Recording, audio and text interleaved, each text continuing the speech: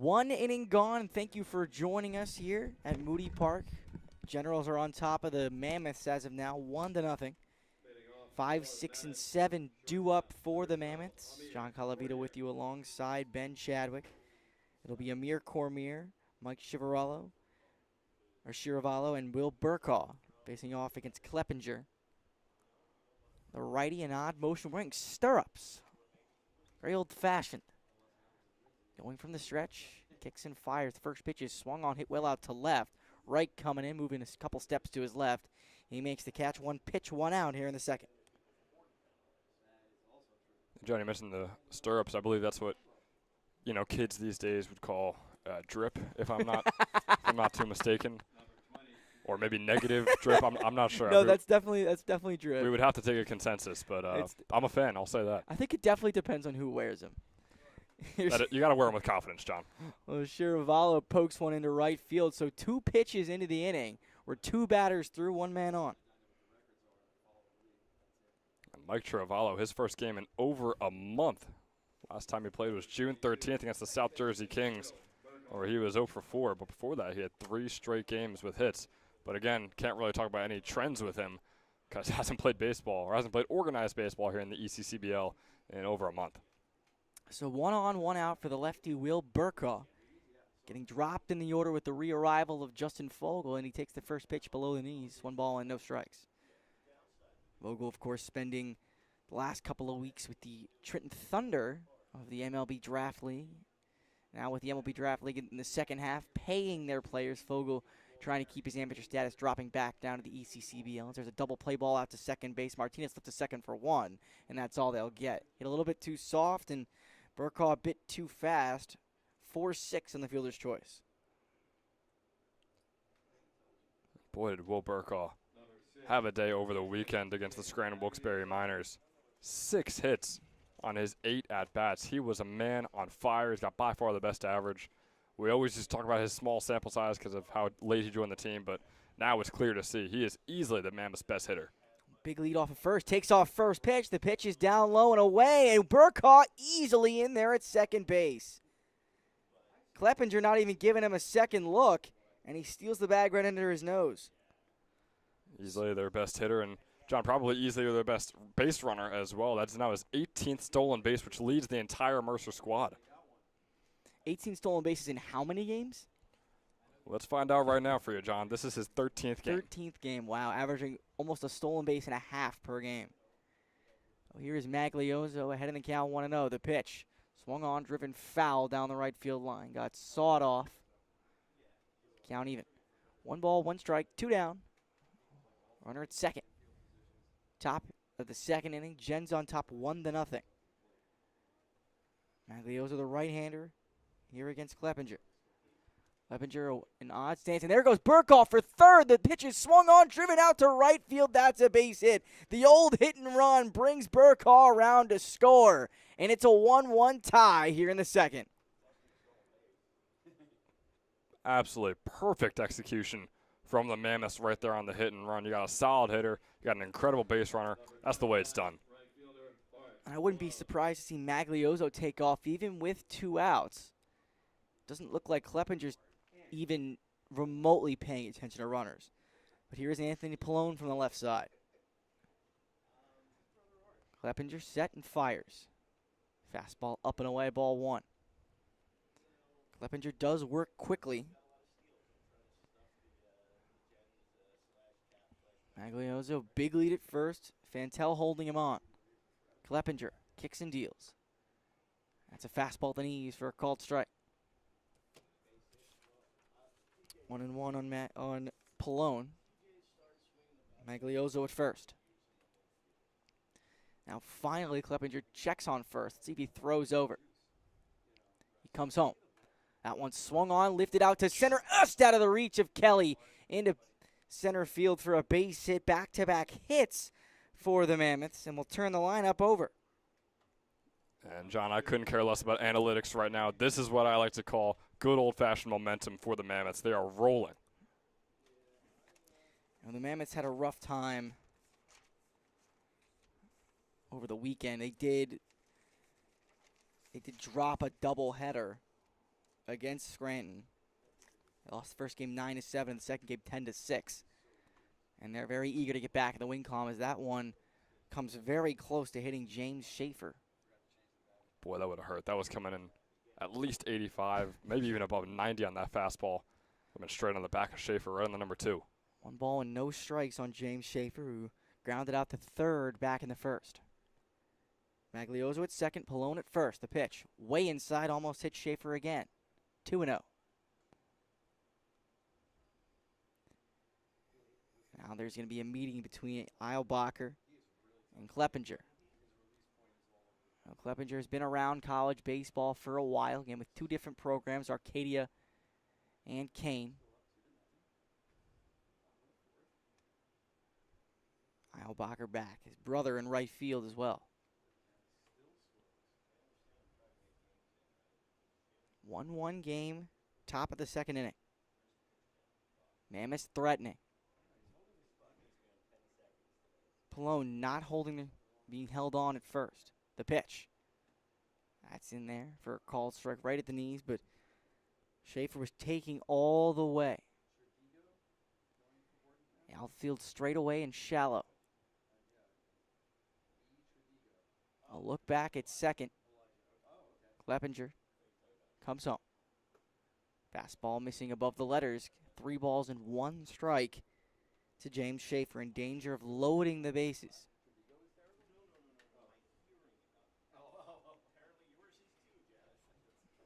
Kleppinger trying to work his way out of the inning. The pitch. Check swing. And Schaefer did not go. He reaches on the base on balls.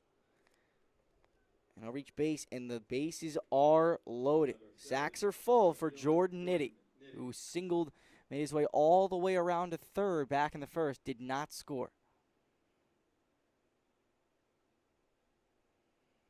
Nitty from the right side.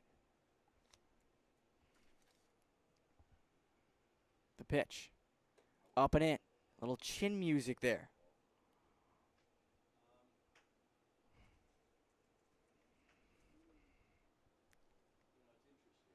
A long look. Now the 1-0. Swung on, chopped on the ground to third base, foul.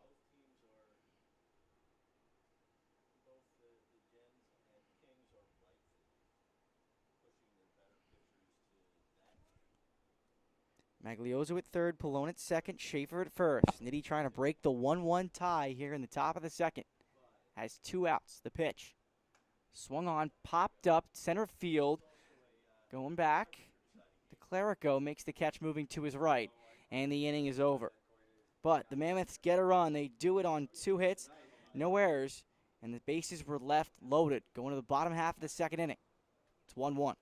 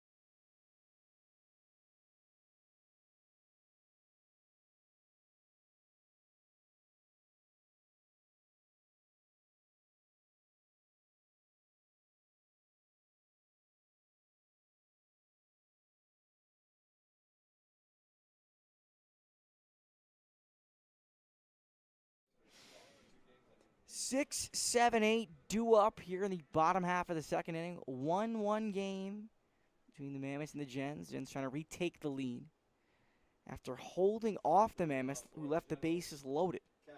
It'll be Logan Eilbacher, who we were talking about in the previous frame.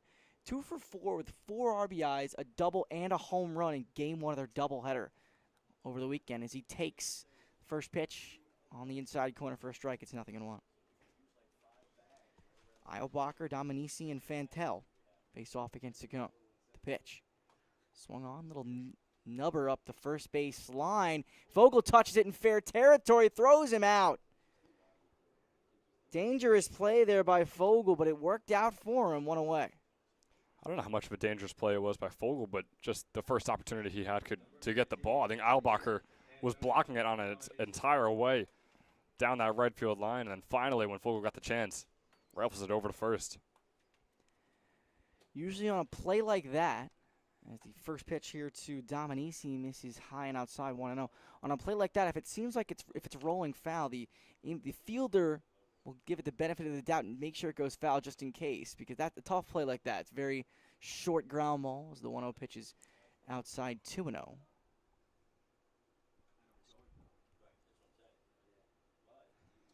balls and no strikes on Dominici out of St. Joe's. The pitch. Down low 3-0.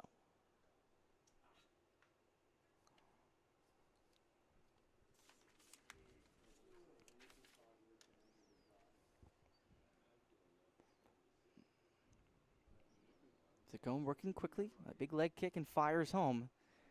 And a breaking ball misses there, so a 4-pitch walk to Dominici. That'll bring up Ethan Fantel, who had himself a day.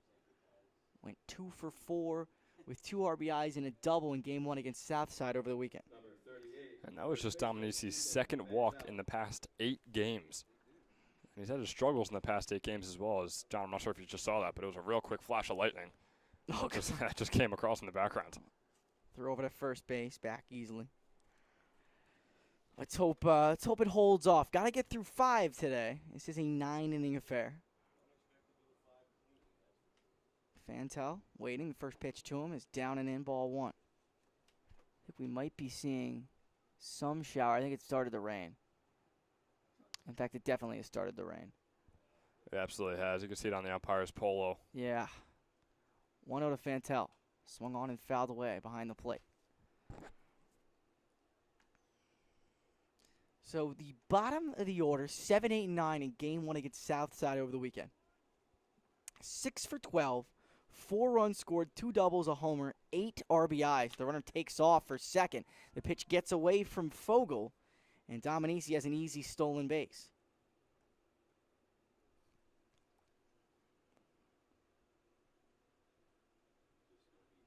So a runner in scoring position for the Generals, trying to take the lead.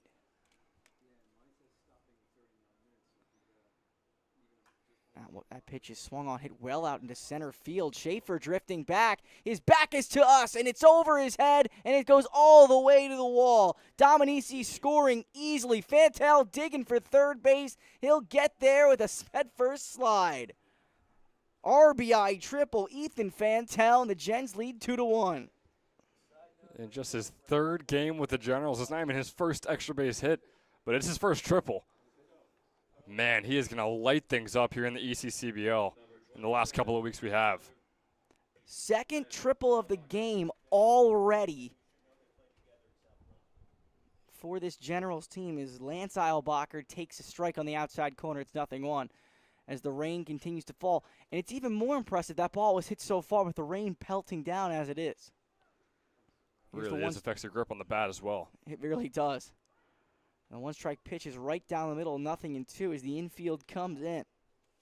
This is what Lance Eilbacher struggles all year. Leads the team in strikeouts, not the stat you want to be leading. Well, there's another one right there. Goes down 1-2-3 for the second out of the inning. We'll go back to the top of the order to Sean Martinez, who tripled and scored back in the first. And, John, that was Eilbacher's 27th strikeout here in his 27th game, averaging 1 each game per summer. Or per each game this summer, rather. The first pitch here to Martinez is on the outside corner for a strike, 0-1.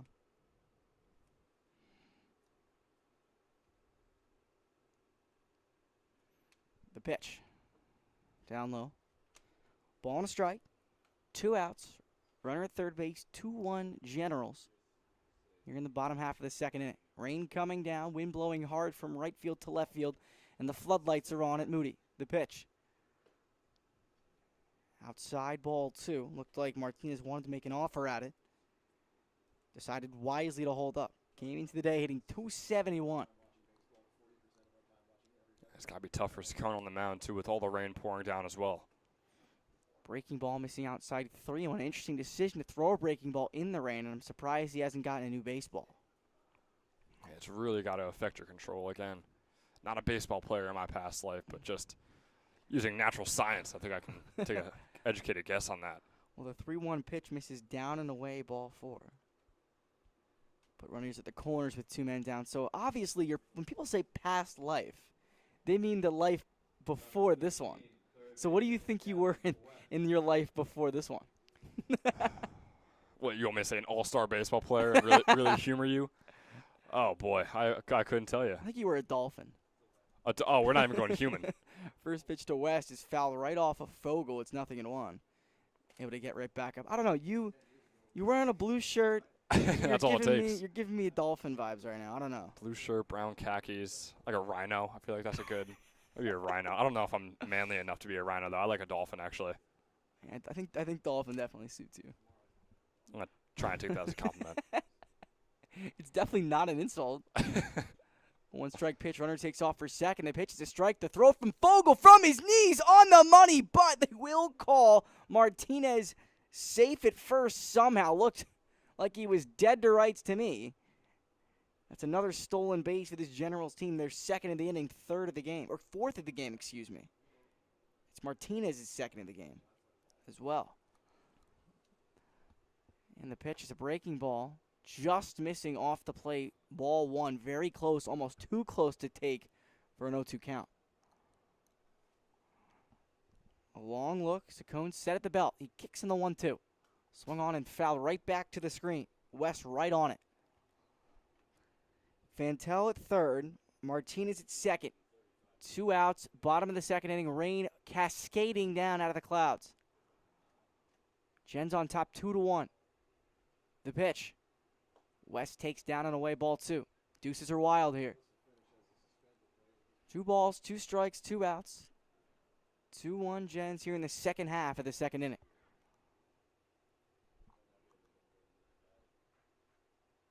Here it comes. Swung on. Lifted out to left. Nitty on the run. Moving back. It could be trouble. It's over his head. And it bounces over the wall. A 2-run ground rule double for Gavin West. And the Gens are on top 4-1.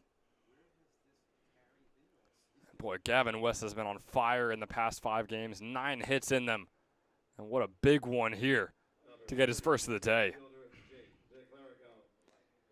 The 3rd extra base hit of the game already for the Gens. Here's Jake DeClerico from the right side. Struck out his first time around. First pitch to him is way outside. Almost gets away from Fogel. Keeps it in front. 1 ball and no strikes. And, John, how about DeClerico's uniform out there? It's just great to see the baggy pants and the baggy jersey, number 40. We've got gray pants and a white shirt. The pitch. Swung on, ripped hard down the left field line. Foul. And I think, if I'm not mistaken, DeClerico held on to that with his back hand. You never see that. You don't see that at all.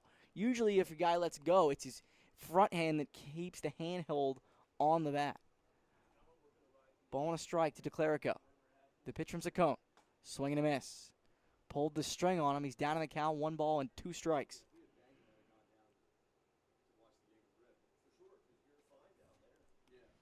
The kid from Rutgers trying to drive in another run. The pitch. Down and in, ball 2. Nitty shallow in left field. But the ball's been hit over his head twice.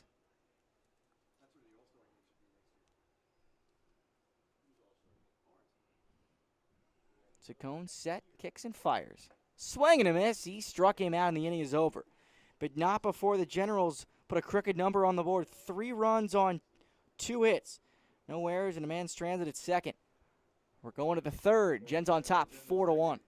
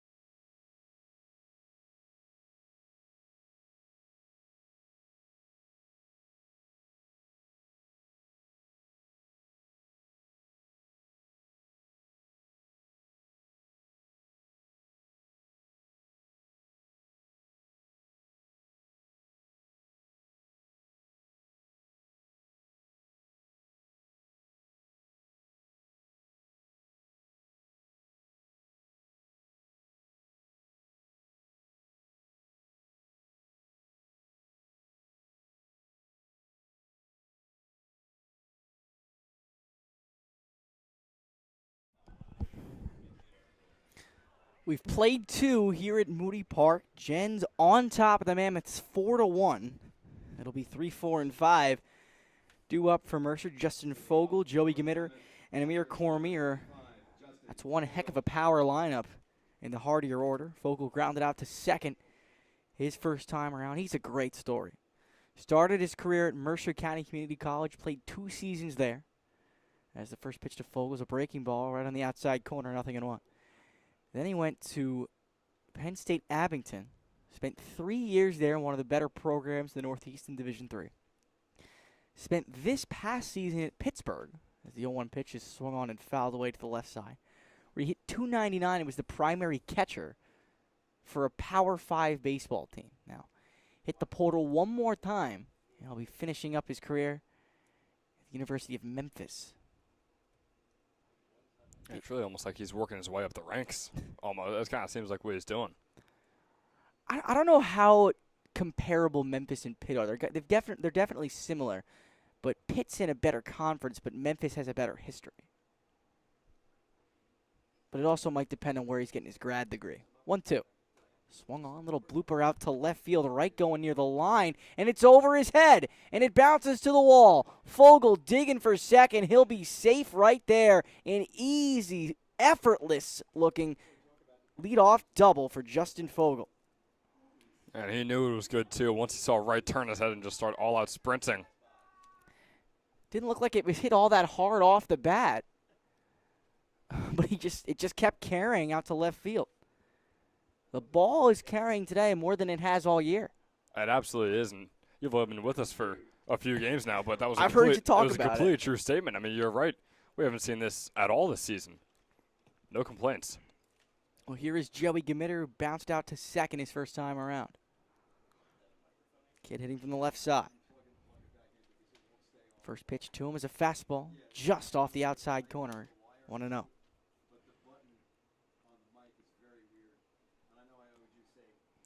Gamitter coming in, hitting .298, all homers and 15 ribbies. He's also walked 17 times. The 1-0 pitch is way high for a ball, 2-0.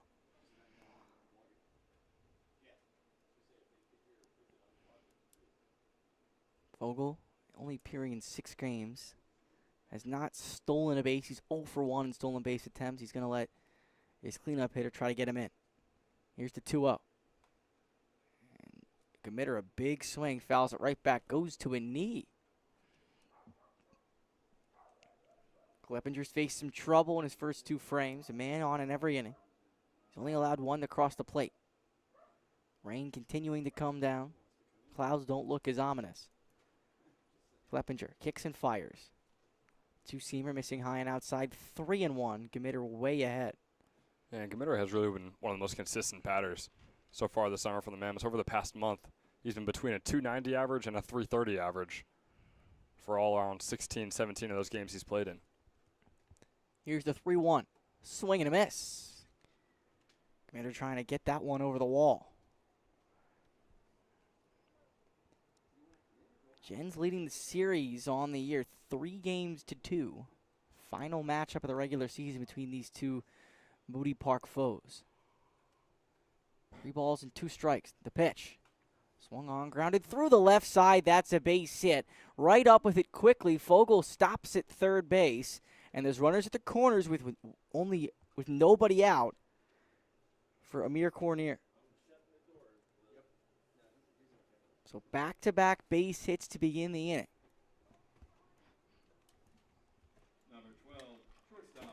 And we saw the Mammoths gain some momentum in the top of the second. Looks like they're starting to do the same here. As just said, John, runners in the corners, no outs. It's a big at-bat here, and Cormier might be just the guy you want. Cormier coming into the day hitting .231 with a homer and a top 5 in the ECCBL, 20 RBIs. And the first pitch to him is a 2-seamer in on the hands. That's a called strike. 0-1. Cormier flew out to left field his first time around, looking for RBI at least number 21. Kleppinger working quickly, and he fires. Fastball missing inside, 1-1. So something interesting about Kleppinger is he doesn't really come set. He doesn't go into the windup he's bent over when he quote-unquote comes set, but he doesn't really stop, so it might mess with the guy's timing if he's not really used to it. Because he's going to go from right here. 1-1. Swung on, hit sharply to third base. That goes down the line. Fogel scores easily. Gemitter stops at second. 3 straight base hits to start the third inning for the Mammoths. And they've cut into this lead. It's 4-2. Yeah, another solid bat here with Mike Chiravallo. And, boy, they are just such a, I don't want to call them streaky, but momentum-driven team right now with the way their order is hidden so far. I think rightfully so. Coach Coryell's going to come out and talk to his pitcher. And that's a good move. Right at the start of trouble, you try to talk to your pitcher, calm him down, and they will send somebody out to warm up. And the Gens took the lead in the previous frame with 3 runs. And when you do that, you want to come out with a shutdown frame as James Waters goes out to warm up. Waters going to be a freshman at Alvernia this coming season. Everybody retreats back to their position and see what they do. Should be a double play depth, runners at first and second, but nobody out here. 4-2 game, no outs. Top of the third inning. And Chiravallo stepping into the box, hitting from the right side, the DH tonight. Had a single in his first at-bat. Big chance here. Kleppinger in trouble. And he fires. That one gets away from Eilbacher, and both runners will move up into scoring position. That'll go down as a pass ball. So Cornier at second, Gemitter at third. A single conceivably should score 2. 1 ball, no strikes, still nobody out in the inning. This is not the situation you want to be in. Chiravallo coming into the day hitting .250. Just 1 RBI and a double. Making his 7th appearance. A long look from Kleppinger. He's set and deals. Way inside. Almost hit Chiravallo. 2 balls and no strikes. The lefty Burkaw on deck, and he is trouble on the bases. He's trouble with the bat in his hands, too. I mean, Burkaw is just trouble all around for any team he plays, it seems. Right side of the infield in, left side back. Now Kelly moves in a bit, too. That one is swung on and fouled in the box. 2 balls and a strike.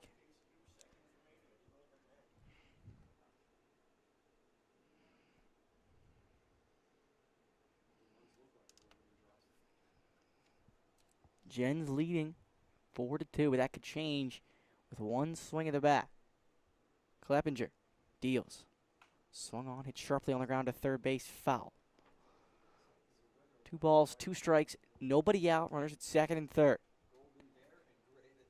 Mammoths threatening.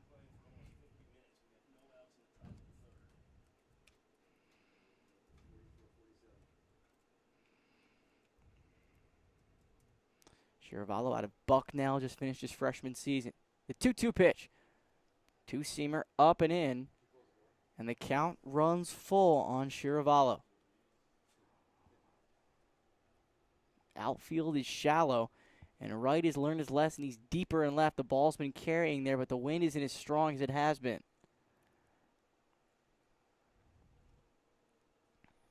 Kleppinger, the payoff. Swung on, smoke down the left field line, foul.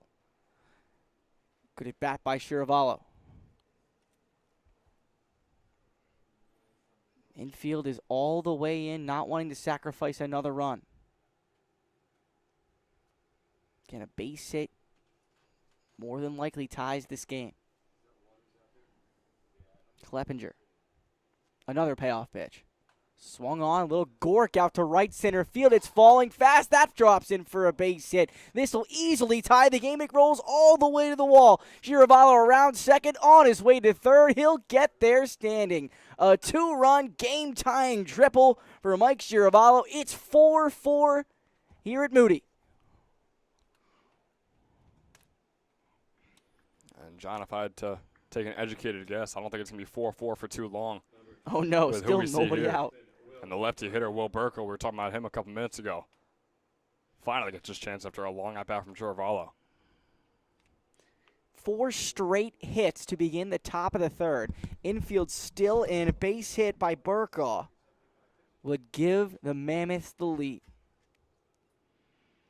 Burkaw reached on a fielder's choice, stole a base, and scored.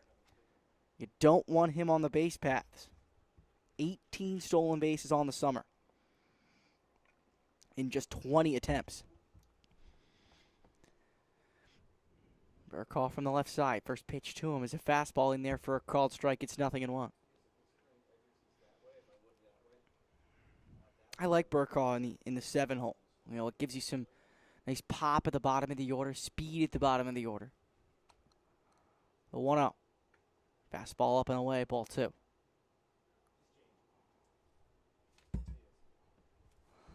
And it looks like that will be a pitching change.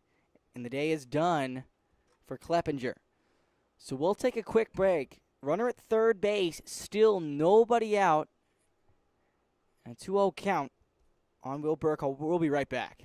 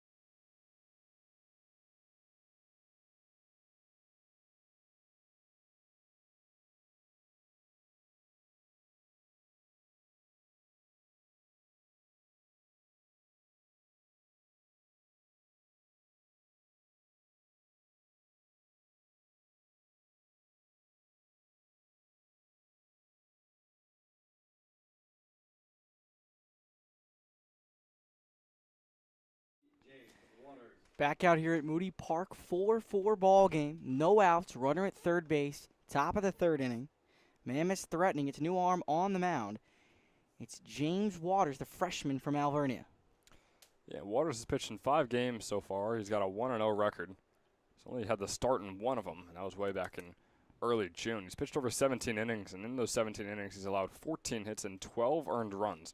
He struck out 11 batters, hit 7 batters as well in those 17 innings. He's got a 4.84 earned run average for himself so far in the summer.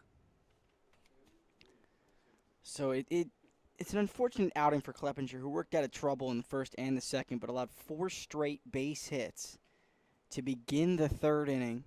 Double, single, triple. And it's already the third triple of this ball game.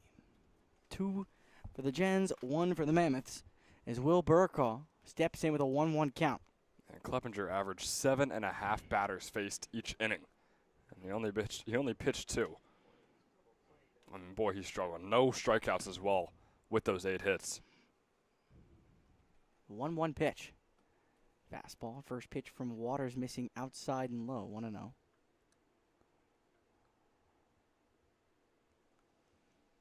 Corners are in. Waters kicks and the 2-1. Fastball missing down and away, ball 3. Waters pitching with his right foot all the way on the first base side of the mound. The offering. Down and away, ball 4. So the first 5 batters will reach base. Runners at the corner, still nobody out. As TJ Maglioso, who singled his first time around, steps to the dish. Boy, Will Burkall is just so good at getting on base. I mean, he's got the best average on the team, best on-base percentage as well, with now 11 walks compared to just 2 strikeouts in the summer. Waters kicks. Burkall immediately takes off. The pitch is inside and low, and he'll be at second base without a throw. Another stolen base for Burkall, number 19. 19 for 21. And that's just hilarious, too. I mentioned it before, over 1.5 stolen bases per game.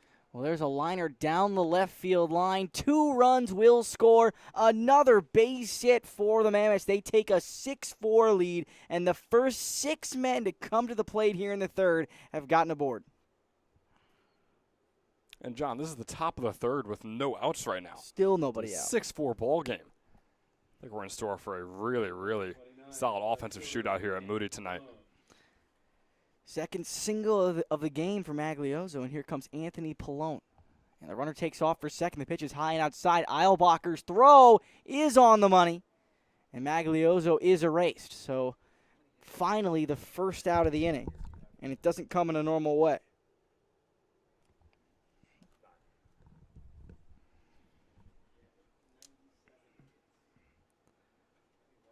Pallone ahead in the count. 2 balls and no strikes. Now 1 out with the bases empty. And the delivery. Fastball missing down low, ball 3.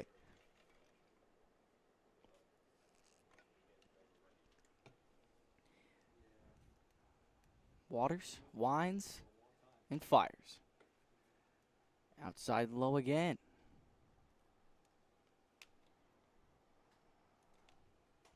That was ball 3, excuse me. Waters with just 1 strike on his first 8 pitches so far. And there's another strike right at the knees. Pallone didn't like that one. I'd give him another take sign here, because Waters has definitely been erratic. That one's hit on the ground towards first base. Nice play, Fantel. Falls down, underhands to the covering Waters. And that's out number 2. Good heads-up play by Waters, moving all the way to first base. That's your PFPs right there. And, hey, it wasn't pretty and maybe a little embarrassing for Fantel, but an out is an out. That's all that matters. Goes down as a 3-1 to the scorebook any way you slice it. So we'll go back to the top of the order with James Schaefer, who's the 8th man to bat in the inning. He walked in the second, grounded out the third in the first. 6-4 Mammoths, the pitch. Fastball inside, ball 1. Schaefer, going to be a freshman at Stony Brook in the fall. The pitch. That's a called strike on the inside corner, 1-1. Came into the day, hitting .314 with a triple, 2 doubles, and 5 RBIs.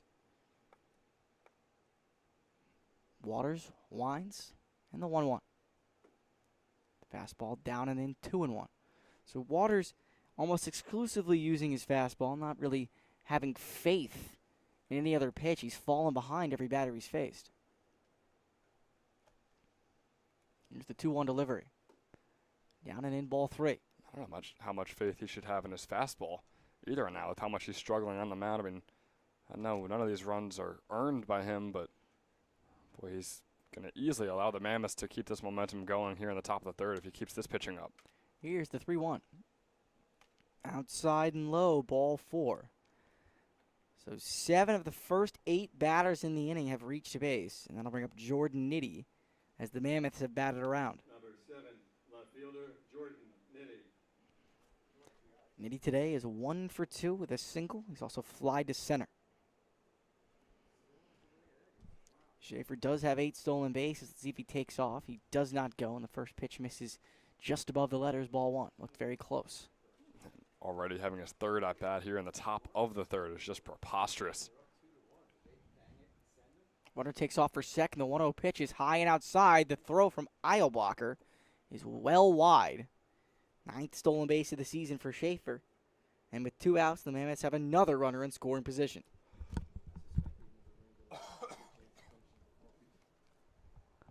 Two balls, no strikes, 2 outs. Runner at second. Top half of the third inning. Big lead at second for Schaefer. The pitch. Swung on, popped up, foul and out of play to the right side. 2 balls and a strike.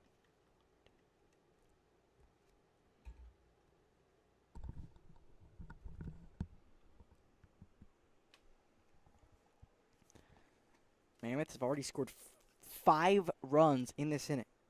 4 straight hits to lead off the inning.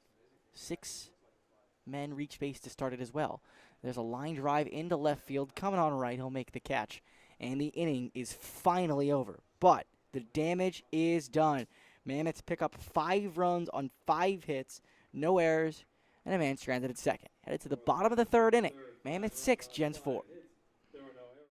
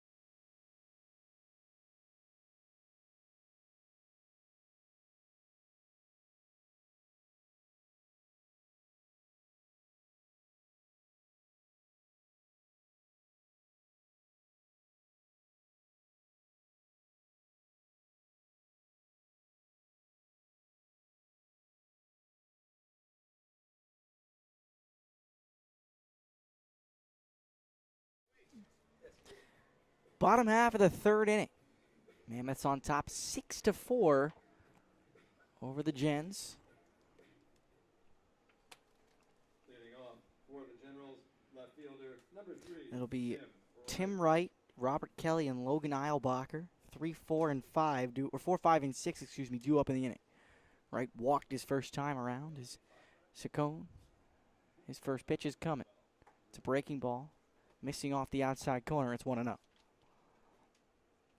Wright made a couple of nice catches in left field last inning. And the 1-0 pitch. Fastball missing outside 2-0. Saccone allowed 1 run in the first and 3 runs in the second. And with a 2-run cushion, you might want to see more strikes. 2 up. Fastball on the inside corner. That's a strike. 2 balls and a strike.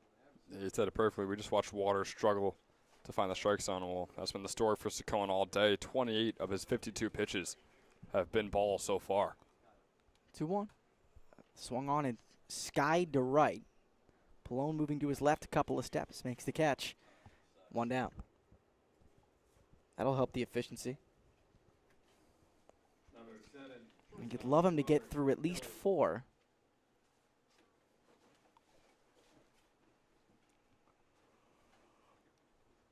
I'll bring up Robert Kelly out of Mammoth. Struck out his first time around.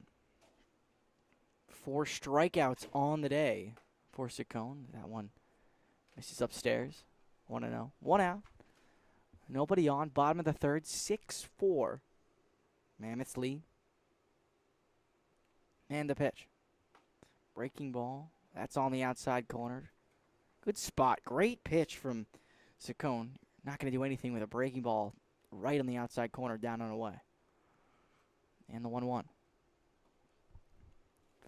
Breaking ball down and away again. Try to hit the same spot. Just a little bit low. Infielders are back. Outfield straight away. The pitch. Upstairs, ball 3. John Colavita with you alongside Ben Chadwick.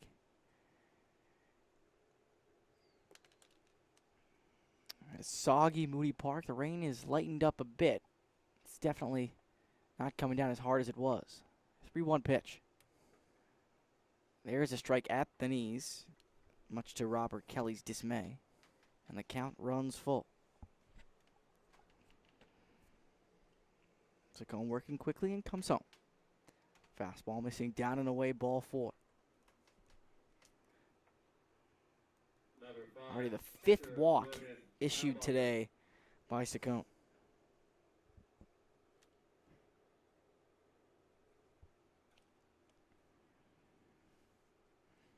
I think we may have both teams in double digits today. There's a throw over to first base.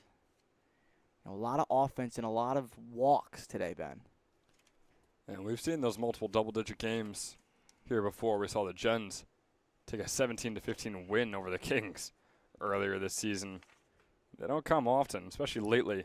That's how the pitching has really stepped up in the ECCBL. But when they do, boy, is it fun to watch. 0-1 on Eilbacher as he takes a huge hack again, down in the count, 0-2. He had a little nubber that Fogel got out and went down the first base line to field, threw him out. Good play by him back in the second. 0-2 pitch. Just off the outside corner. I think Eilbacher was ready to get rung up. Oh, and he did. They did ring him up. They didn't make a motion. That's strike 3. 5th strikeout for Saccone. So here's Antonio Dominici. So that 17-15 game, is that the wildest game that you've seen all season? I would have to say so, based on the fact that – wasn't this pitch there by Saccone as well, but based on just the fact that runs seemed so effortless and meaningless, really, towards the end of the game. I mean, it was the 7th inning, and they would just score them left and right, and it just got boring to watch almost. I mean, they just kept going around the bases, and you were like, oh. You would get really excited when they got an out because you were shocked that they were even capable of getting an out. Was it sloppy play, or was it just hit after hit after hit? Yes. Okay. There were I think, over double-digit errors across both teams in that game. Dominici facing a 1-1 count with 2 outs. He is the tying run. The pitch.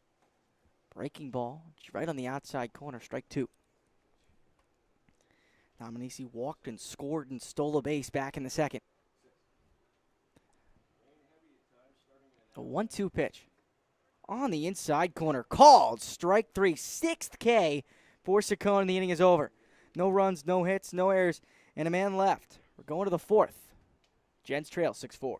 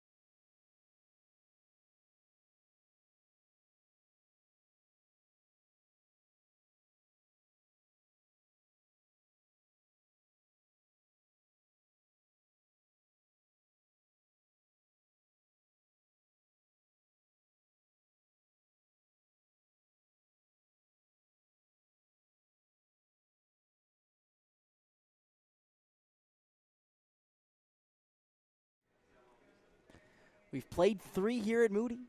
Mammoths on top 6-4, looking to add on. 3, 4, and 5 due up in the order. Fogel, Gmitter, and Cornier. Fogel today is 1 for 2 with a double. He's also grounded out. Led off the 5-run outburst for the Mammoths in the previous frame. The pitch. Swung on. Skied out to left, right on the run. Not as deep this time, makes the catch in his tracks. 1 pitch, 1 away here in the 4th. A little deja vu right there for Wright, but he immediately was sprinting back after that came off the bat. And rightfully so. Last time, he was overhead sprinting. Yeah, he did hit one very, very far. You've seen a lot of far fly balls hit out to left field in this game today. But here is Joey Gmitter at an RBI single. Or excuse me, just a single his first time around. Vogel wasn't able to score on it. The first pitch to him is taken. Fastball down and away from Waters, 1-0. Gmitter, along with that single, has also scored a run and grounded to second. Waters winds in the 1-0. Way inside, gets away from Eilbacher. And Gmitter had nowhere to go. And you hope that now that Waters has an inning under his belt, he'd be able to reel it in a little more. Now 14 walks compared to 7 strikes so far on his day, but doesn't look to be off the greatest start. He did just get that fly out, but still a couple of these pitches here against Gmitter don't look too promising. Gmitter, a home run waiting to happen. 2-0 from Waters. Swung on and fouled out of play to the left side. Gmitter out of Mercer County Community College. His family's a legend athletically in Hamilton, New Jersey. His aunt was an All-American soccer player. 2-1.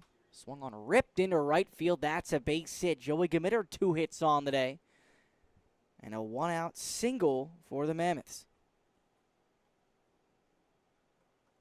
His father also won a state championship for Northern Hamilton Legion. And here's Amir Cornier. 1 for 2 on the day. An RBI single his last time around as he slashed one down the left field line. Waters kicks and fires. Cornier takes a strike right down the pipe. It's 0-1. And Waters definitely is getting a little more comfortable. Still struggling. We just see that single from Gmitter. It's also not the easiest lineup to start off your second inning against. So count now even at 1 on Cornier. And we're seeing a lot. I think it could be the Justin Fogel difference. Seeing a lot of deep base hits as the 1-1 pitch is cut on and missed. And you can see Cornier, he's stepping out of the box. You know, if you look at his step, he takes a decent leg kick. And he's stepping away from the plate, not towards the mound, which causes him to pull his head out. Down in the count, 1-2. Here's the next offering from Waters. Fastball down and away. 2-2 on Cornier. I know there's 2 strikes, and I wouldn't do it in this at-bat. Cornier is fast enough to get one down. Maybe bunt for a base hit in his next AB. 2-2. Up and in, gets away from Eilbacher, and the slow-footed Gmitter easily makes it down to second base. Goes down as a pass ball.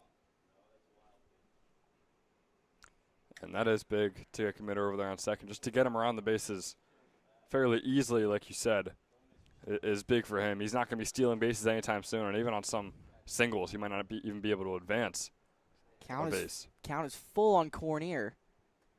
The payoff from Waters. Swung on and popped up foul and out of play. Good at bat by Cornier. With Shiravallo on deck. There's a single and a triple. Still only 1 out. 6-4 ball game. Top of the 4th inning. Middle infield up the middle. Corners base even. The pitch. Fastball upstairs. Ball 4. Putting runners at first and second for Shiravallo. The struggles for Waters continues. He's faced 8 batters, walked 3 of them now. So he came in against Burkaw. He's walked 3 and allowed 2 singles. Has 2 flyouts and a ground out. So here is Shiravallo. 2 for 2, single and a triple. The first pitch to him is swung on, smashed down the left field line, foul. Actually went into the general bullpen, or general dugout, excuse me. Martinez right at second base, up the middle. Fantel way off the line. Huge hole between first and second. Should be looking to go the opposite field if you're Chiravallo. Huge hole in right center field as well. And the 1-strike pitch. Breaking ball upstairs and outside. 1-1. Well, you know, John, I think Chiravallo was just trying to do what you just said, hit a ball into the General's bullpen. I think he'd like that very much right now. That'd be one sight to see. 1-1. Missing outside, 2-1.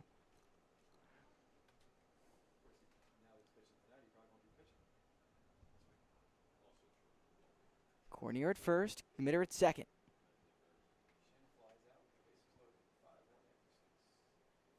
2-1 pitch. Down and in, ball 3.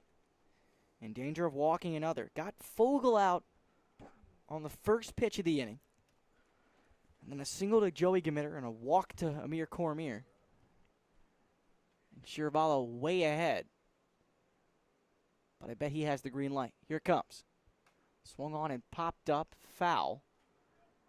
Eilbacher looks like he has a play on it, and he will make the catch a couple of steps up the first base line for out number 2. And if that had been fair, infield fly would have been called. So P2 on the put out. That'll bring up the dangerous Will Burkaw, who's reached base twice today. Scored both times, has 2 stolen bases. Looking for number 20.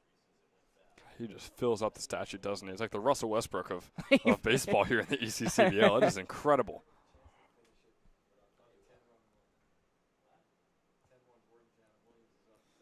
Here's the first pitch to Burkaw. He takes. Down low, ball 1. See, now the Russell Westbrook stat sheet fill-up, that's an interesting comparison because he's a bit of a stat patter. I don't know if I wouldn't say Burkaw is a stat patter. I would say it's tough to stat pad in baseball. Ground ball up the middle, off Waters' glove. Burkaw, that's a single, goes down the line. Gamitter's going to trot home to score. Burkaw to second, Cornier to third. It's 7-4. That should go down as a single and an E1. Runners at second and third with 2 men down for Magliozzo.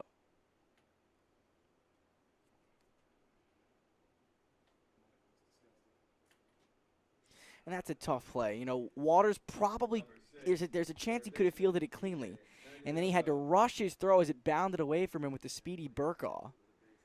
And speed kills. That is one heck of a weapon for Burkaw. Magliozzo today, 2 for 2, 2 singles, as he takes down and away for ball 1. Yeah, no, it really could have been the third out to put away the inning instead. Brings home the 7th run of the game for the Mammoths now. That was the 10th hit of the game already for Mercer, as that one goes to the backstop right behind Magliozzo. Cornier scores easily, 8-4. Another wild pitch from Waters. And he is struggling. 12 runs across the board, and we aren't even out of the top of the 4th yet. 2-0 on Magliozzo. The pitch. Down low, ball 3.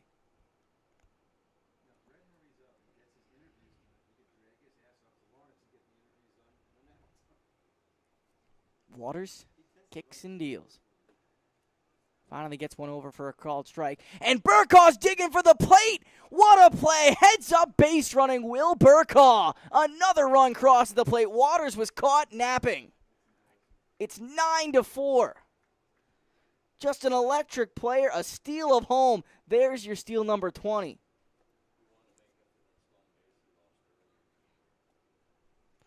Wow.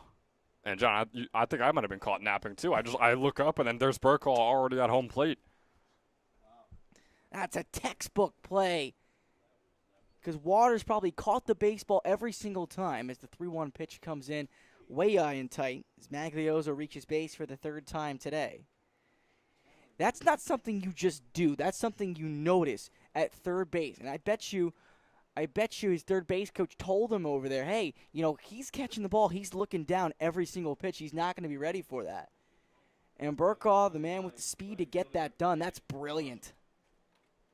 And especially with the slump that Waters is in, I'm sure maybe feeling a little bit down. Maybe he keeps his head down a little bit more on his way back to the mound as well. Burkaw took advantage of it. Well, the first pitch here to Pallone is a strike on the outside corner. And I'll tell you right now, Ben, that only happens to you one time. You never forget that happening to you as a pitcher. Oh, he's alert from now on for the rest of the game.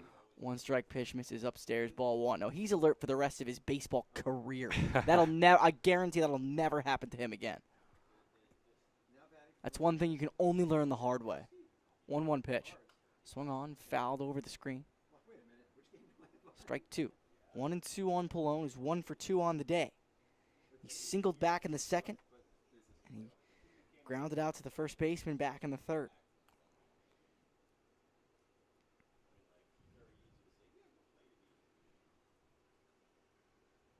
1-2. Swung on, bouncing ball to first. It squeaks into right field under Martinez's glove. Look at Maglioso run, going first to third. The throw by Eilbacher was a brilliant one, but ill-advised as Pallone takes second base. Looks like that might be it too, John. And that's tough. So it might be the day for Waters as James Schaefer comes to hit for the 4th time today, and it is. So Waters' day is done. It's 9-4 Mammoths. And we'll be right back here on Jersey Baseball Nation.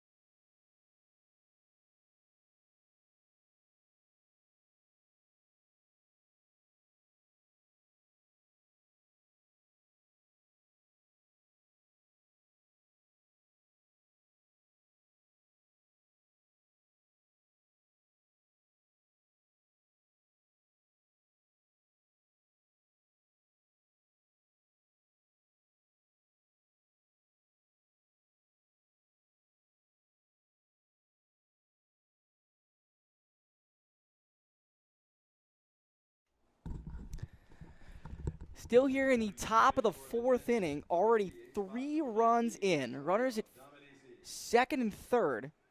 And Antonio Dominici, the DH, coming into pitch for Trenton is James Schaefer, the 8th man to bat in the inning.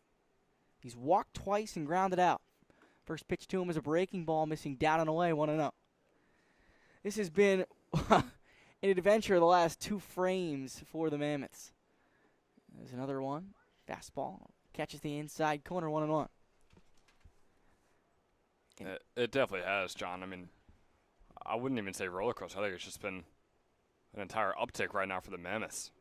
Well, here is Fantel in foul territory. He makes the catch, and the inning once again is mercifully over. But Mammoths pick up 3 runs on 3 hits. There was an error, and 2 men were left in scoring position. We're going to the bottom half of the 4th inning. Mammoths up 9-4.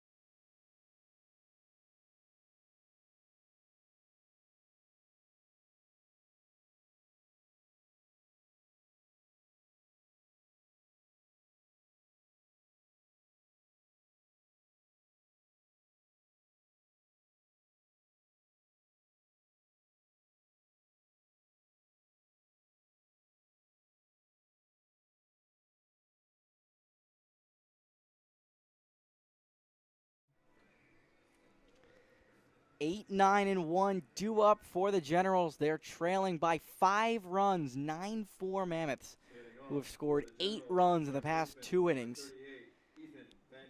As Saccone goes back to work. Ethan Fantel, Lance Eilbacher, and Sean Martinez due up. And the first pitch to Fantel is taken high and outside for a ball, 1-0. Fantel had an RBI triple back in the second inning. Only AB of the day. 1-0. Outside ball 2. So the Generals are just finishing their second time through the order. The Mammoths have started their 4th time through the order. Yep. I mean, it tells the story of the game, too. The Mammoths have just been rolling through the Generals' pitchers. And we've seen Saccone out there on the mound the entire day so far. 2-0 pitch is right in there on the inside corner. Something to think about Saccone. He's a little cold out there, you know. Not that he's physically cold. It's 90 degrees outside. It's 7:30 at night. There's a swing and a miss. But he's been kind of sitting on the bench waiting for innings to be over the last 2 frames. So you wonder how that's going to affect him as a pitcher. 2-2. Swung on and fouled away to the left side. And as of now in the first AB, it certainly hasn't affected his ability to throw strikes. It is very interesting, though, because, I mean, the better hitting your team is, the more of a negative impact, like you said, it could have on your pitcher who's been having a decent enough day so far. 2-2, bounces up there. And it's something you worry about in the big leagues during no-hitters. You know, you don't want a guy on the bench for, you know, longer than 15, 20, 30 minutes. You know, most innings are 5-10 minutes long max. 3-2 here on Fantel. The pitch. High and outside, ball 4. Leadoff walk to Fantel. Already the 6th walk in 4 innings allowed by Saccone. And the 9th batter he's allowed on through 17 as well. So, I mean, don't get it twisted. Obviously, the Generals are having their struggles on the mound, but Saccone also not having the greatest day so far, and hopefully the Generals can look to take advantage of it and try and come back in this game. But he also does have 6 strikeouts. 6 strikeouts is true. Eilbacher takes down low, ball 1. Nice block by Fogel. Don't think Fantel's going to run, not down by 5. Eilbacher 0 for 1 on the day, struck out back in the second. The pitch. Swung on, chopped down the third base line, foul. Lights are on at Mooney, outfield. Pretty much doing exactly what they've done all game. Straight away. Nitty definitely deeper in left field. He's had a couple of balls go over his head. Pallone shallow and right. Burkhoff shaded up the middle at second base, playing for 2. The pitch. Fastball outside, 2-1. 9 runs, 12 hits, and no errors for the Mammoths. 4 runs, 3 hits, and 1 error for the Gents. Long way to go, though. Definitely could change it the drop of a hat. 2-1. Breaking ball almost hits Eilbacher in the face. 3 balls and a strike. And Saccone is nearing 80 pitches, averaging a little over 20 per inning right now. You wonder if he might be taken out soon as well. You do have a lefty warming in the pen. 3-1. Change up right down the pipe. That's the 3-1 pitch you want to swing at. Eilbacher balked at it, and the count runs full. I mentioned it before. He's had his struggles with the strikeouts so far this summer. Runner goes, swing and a miss, strike 3, throw down to second, squeaks into center, but Fantel stayed put there. Another strikeout for Eilbacher, 7th of the game for Saccone. How many strikeouts is that for Eilbacher now? That's going to be 28 on the season, John, through 27 games. It is really something that he's got to try and work on going into his sophomore season at Catholic University. See, I don't think that one's on him that time. I think that one's on you because you brought it up. Maybe. I'm just trying to be a good color commentator, bring up the trends in the seasons and the games for these guys. What you said wasn't incorrect. It was very helpful to our viewers at home. If there are negative trends for these players, that is too bad. People got to know. 0-1 pitch is swung on and fouled over the fence. 0-2 on Sean Martinez, who's 1 for 1 on the day. Triple to lead off the bottom half of the first. He stole home. He's also walked and scored as well. 2 stolen bases on the day for him as he takes that one up and in. Don't know where that hit him. It might have hit him right in the chest. Definitely not in a more favorable region. He'll be aboard. Puts runners at first and second. Only one out. And that is really rough right there. Top of the order, Sean Martinez. He has been really solid so far today and all season long. Got an 0-2 count on him, and you just throw it all away with that pitch going straight at him. Yeah, that's pretty tough. But here is Gavin West. 1 for 1 on the day. The first pitch to him is a fastball gets through Fogel. And both runners will advance in scoring position. That's why you never say die in a game like this. Lots of runs scored, only 2 scoreless frames. And West, the opportunity to bring this game within 3. And that one is swung on. Hit to second base. That'll get 1 run home. As Burkhoff throws out West, Fantel scores, and it's 9-5. You mentioned there only being 2 scoreless frames. I would say every single other frame has made up for those 2 scoreless ones. We have had a lot of runs come in here at Moody Park on this Tuesday night, and I don't think we're done seeing them yet. Well, big swing and a miss to start out. DeClaire goes at bat. 0-1. You know, it's better than seeing a walk fest. It's better than seeing a bunch of errors. You'd like to see the ball put in play. I agree, yeah. I mean, we've only seen 1 error on the entire day, which, no offense to the Generals, but for them allowing 9 runs and only having 1 error to their name is quite impressive for the fielding side of things. Now for the pitching, that's a whole different story. So 0-2 on DeClerico. He struck out twice today, both swinging. Let's see if Saccone can get his 8th K of the day. The pitch. Fastball just missing outside. 1-2. Good pitch. Good spot for an 0-2 pitch. Runner at third base. Sean Martinez over there. 2 down. Bottom of the 4th. The pitch. Swing and a miss. He struck him out. 8th strikeout in 4 innings for Saccone. And that'll end the frame. 1 run on no hits. No errors and a man stranded at third base. We're heading to the 5th inning. Mammoths on top, 9-5.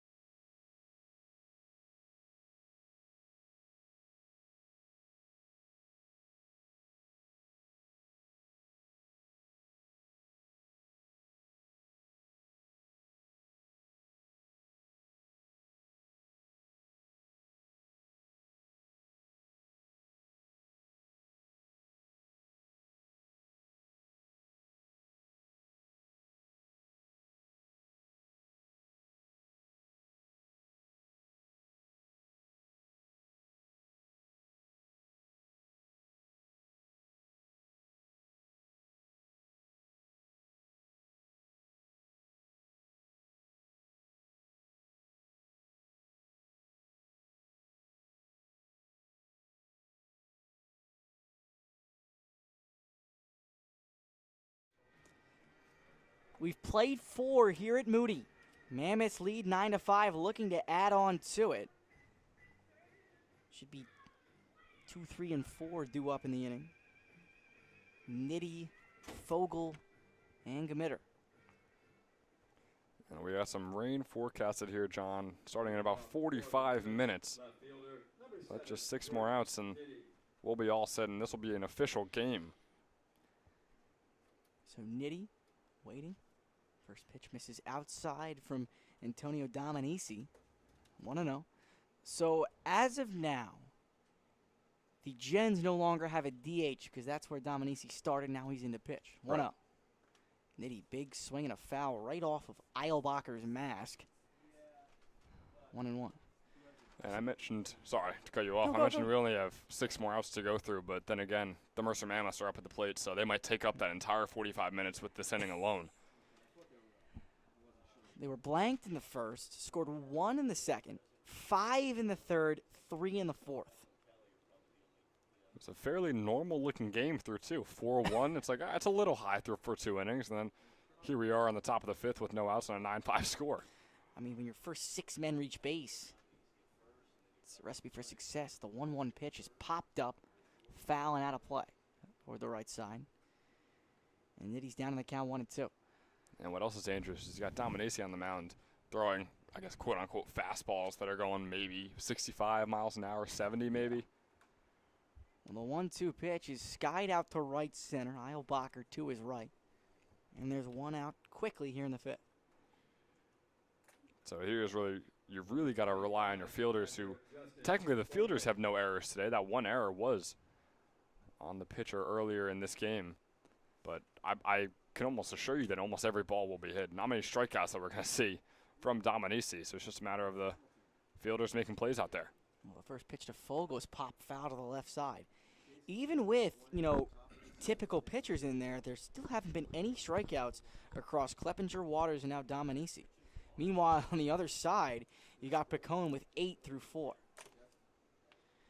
Fogle today is a 1 for 3 on the day. He's grounded to second, doubled and scored, and flied to left. Dominici into the line, and the 1-strike pitch. Swung on, skied out to right center again, almost in the same exact spot. This time, DeClerico calling. He makes the grab. 2 quick outs in the inning. And see, this is the best case scenario. Just these flyouts, maybe a couple of groundouts we'll see later. There's always going to be contact coming from the Mammoths. It's just a matter of if it's good contact or if it's easily catchable. So with 2 outs and nobody on, here's Joey Gamitter. 2 for 3 on the day. 2 singles, 2 runs scored. He's also grounded to right. Or grounded to second, excuse me. Once first pitch to him. That one swung on and lifted out to left, right, taking a couple of steps back. Makes the catch, and the inning is over. 1, 2, 3, go the Mammoths in their half of the 5th inning. Going to the bottom of the frame. Mammoths up 9-5, and Ben Chadwick will have the play-by-play with you the rest of the way. There are no errors.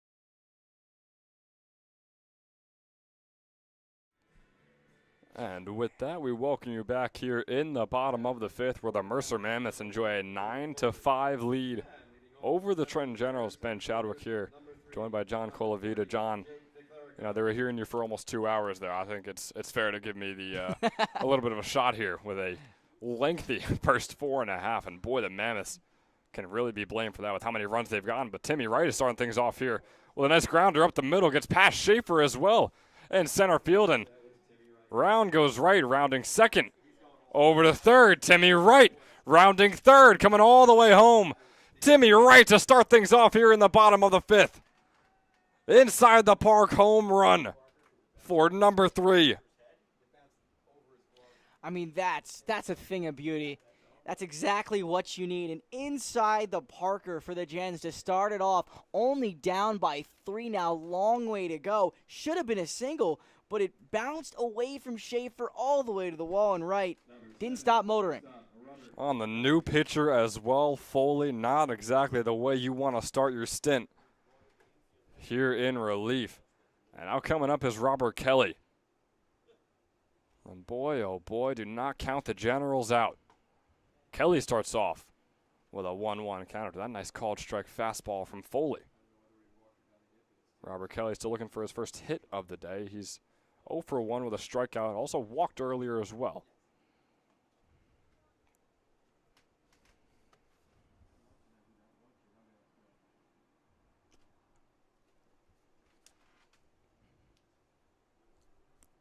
So now here's the 2-1 on Kelly as that fastball is low and in the dirt.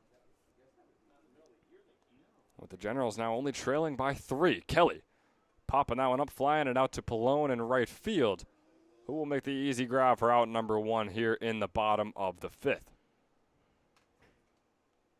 Getting a little bit darker here at Moody Park. Not sure if that's the sun going down or the clouds rolling in. Either way, it means we're nearing the end of this one.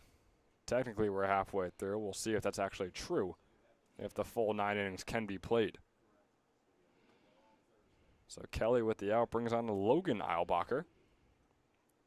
Another man who's looking for his first hit of the day. We're going to keep the energy he had going over the weekend. 2 homers, 1 in each of the doubleheader games against Southside. Shot of lightning across your screen as well. He's got a 2-0 count. Make that a 3-0 as that fastball is outside and in the dirt.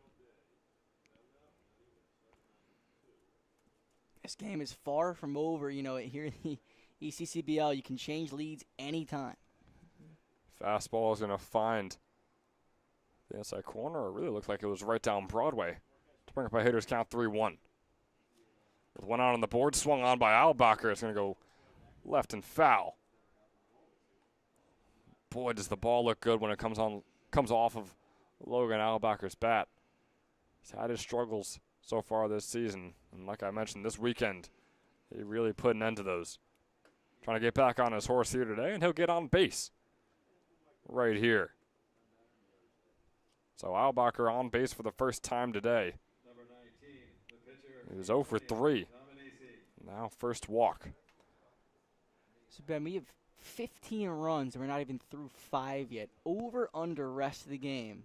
How many runs do you think are going to See, now that's tough. I don't know what Vegas would do with that based on the weather that's rolling in with a thunderstorm. Because, I mean, is the rest of the game going to be 1.5 more innings, or will it be the full 9? If we're talking about the full 9, ooh. I think if it wasn't the full 9, it'd be a wash. I agree. You can't have people betting on that. 1-0 turns into a 1-1 as Dominici swings and misses. But to answer your question, I would put it for a full 9-inning game at 20. I would put the line at... No, I'm saying rest of the way. From this point on, 20 runs. Like from right now with 1 out in the bottom of the 5th. Oh, no, then probably 6.5. 6.5. Is what I would set the line at. Yeah, if there are 20 more runs scored in this game, I'm going to Vegas. I don't know. I'm going somewhere.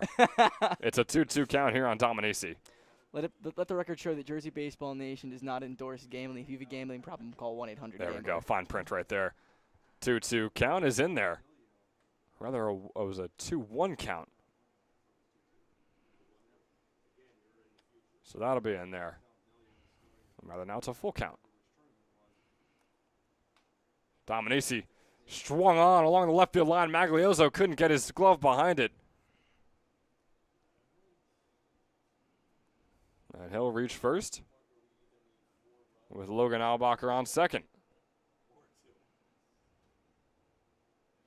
a perfectly placed single right there, just down the third base line. Wasn't hit all that hard. First baseman Ethan Fantel.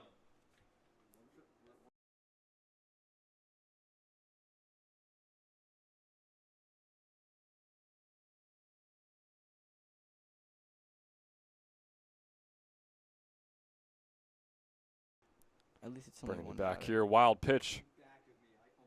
He's going to advance the runners. Eilbacher on third. Dominici on second. It's Ethan Fantel here up at the plate. Facing off against Foley, who coming into this game has pitched over 33 innings, has a 2-2 record, and a 3.24 earned run average.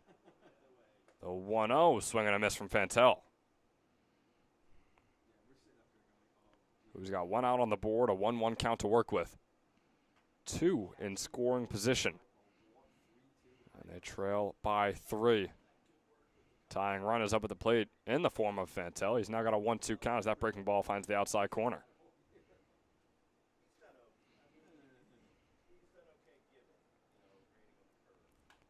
The 1-2 popped up sky high. Schaefer coming in, shallow, and out into left center to make the catch. Home comes Logan Eilbacher. It's going to be close over there. The throw from Gmitter. Instead, we'll go over to third, and he'll get Dominici out for out number 3. Here in the bottom of the 5th. So it's a sac fly. The run will count with a double play following it. In the 5th, 2 runs on 2 hits. Eilbacher comes home for the 7th run of the game. The Generals now trail by only 2. And a double play puts them away with the Mammoths coming back up to the plate. And we'll see you there in the top of the 6th.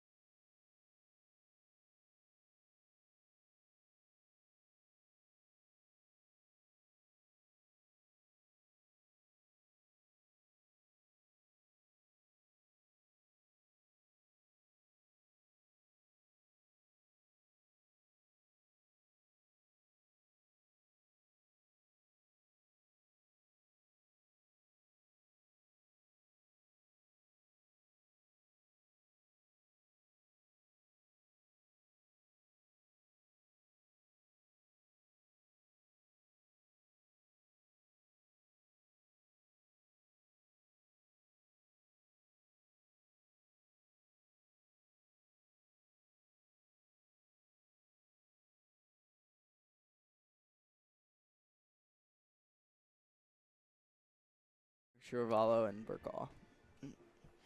Welcome back here, starting off the 6th inning of work between the Mercer Mammoths and the Trenton Generals. Mercer standing at 15-13. They're tied for first in the South Division. And the Generals 13-16-1 are third in the South, still fighting for that playoff spot. The bottom 2 teams from each division will get left out. It's Amir Cornier up at the plate. Dominici back on the mound throwing his type of heat, I guess we can call it, John. Yeah. He's got a couple pitches going outside for Cornier to start him off with a 2-0. All you need him to do is throw strikes. If he can do that, he can be effective for you, because that wasn't happening with Waters. And he's struggling there. Not exactly doing what you're telling him to. 3-0 count now here for Cornier. And Amir Cornier going to take the 3-0. There's going to be a strike right down the middle. So here's the hitter's count. On another strike, as Cornier was starting to make his way over to first base. Nice battle back from the pitcher. Now he's got to protect. Full count pitch. Cornier fouls it off. His first swing, and it comes right back into Eilbacher, and Eilbacher looks hurt. I mean, the catchers are always the toughest player on any team. They get beat up game after game. And we're just hoping he's okay. He looks a bit shaken up. Coach Coryell is dumping some water on his head. And honestly, that's probably one of the better remedies for that. He just needs a breather. Looks like it. It looks like a Sprite bottle that he's pouring on his head. I really hope it's water that he's got in that Sprite bottle, or else Eilbacher's going to have a long shower for him when he gets home. So look at that ball might have just struck him. Still wondering where as he goes back down on the ground. Still struggling, and we'll take a short break and be right back with you. It's a full count on Amir Cornier here starting off the 6th inning.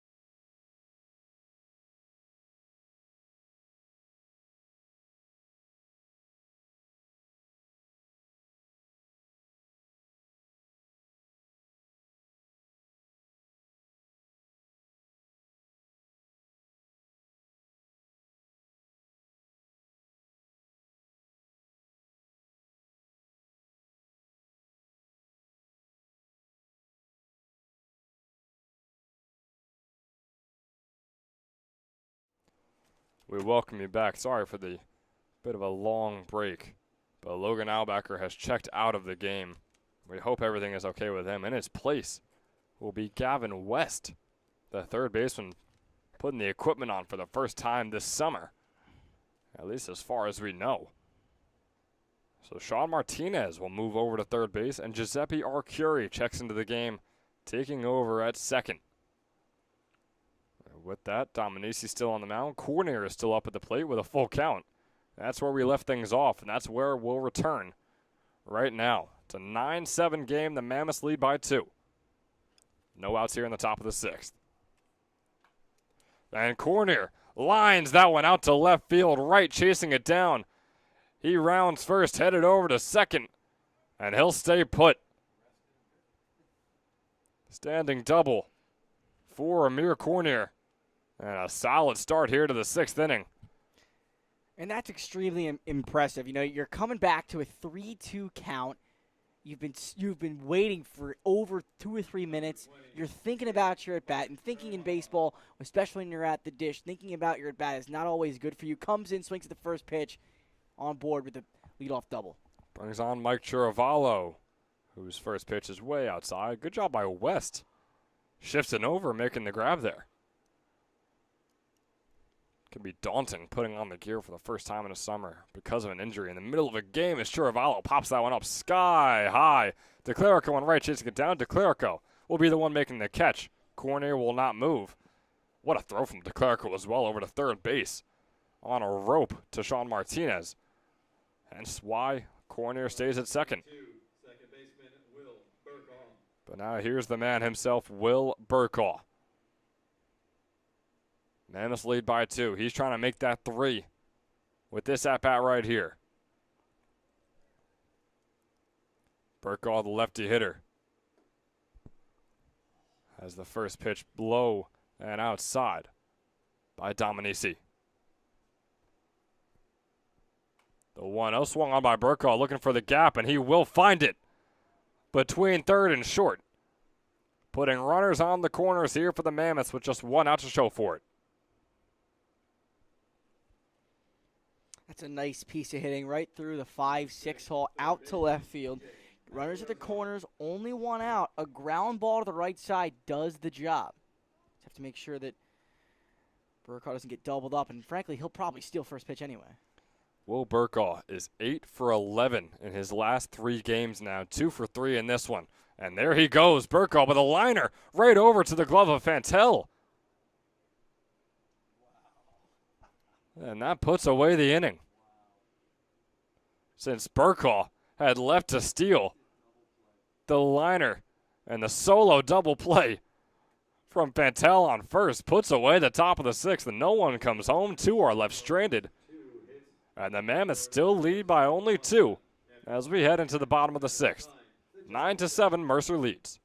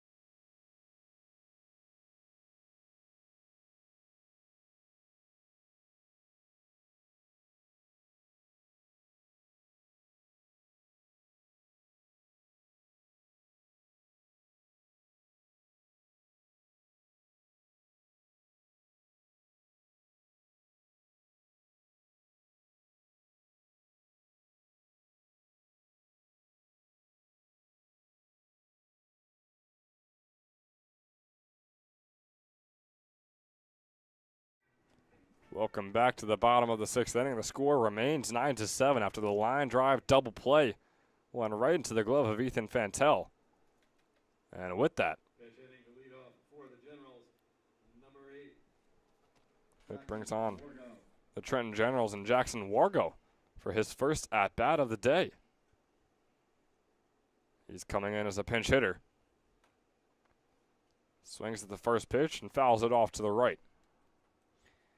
Ben, we're looking at a sprint to the finish here. Only two runs down are the Gens.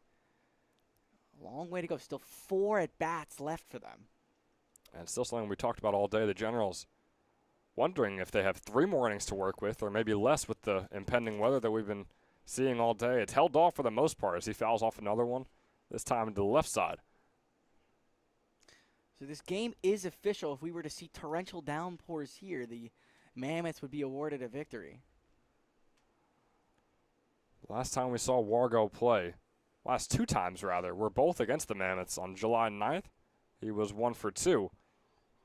And the same exact story could be said for July 11th. Here he is with a 1-2 count as that fastball is outside. The leadoff hitter here in the bottom of the 6th pops that one out to center field. Not going to get past Schaefer. Great job by the center fielder putting himself in perfect position to make the grab for out number 1. These at-bats are crucial. The Generals are going to need to get something going in one of these next 3 innings. They're hoping that this is going to be the one. As we head back to the top of the order, Sean Martinez, who's 1 for 1. He's also walked, has 2 runs to his name. He's gone home each time he's gotten on base.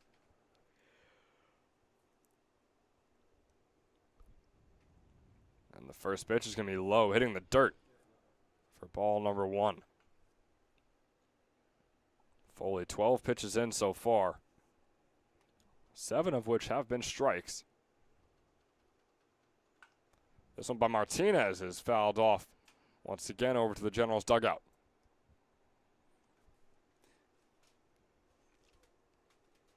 There's the 1-1 count for number 0.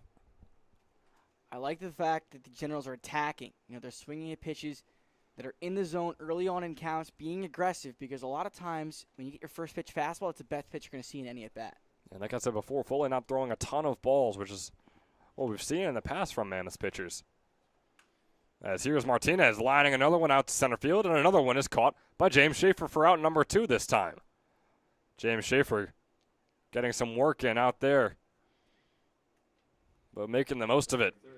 2 up, 2 down, both with a fly and line out to center field. It brings on the third baseman turned catcher, Gavin West here with 2 outs and no one on. And West pops that one up, and guess who? James Schaefer coming in.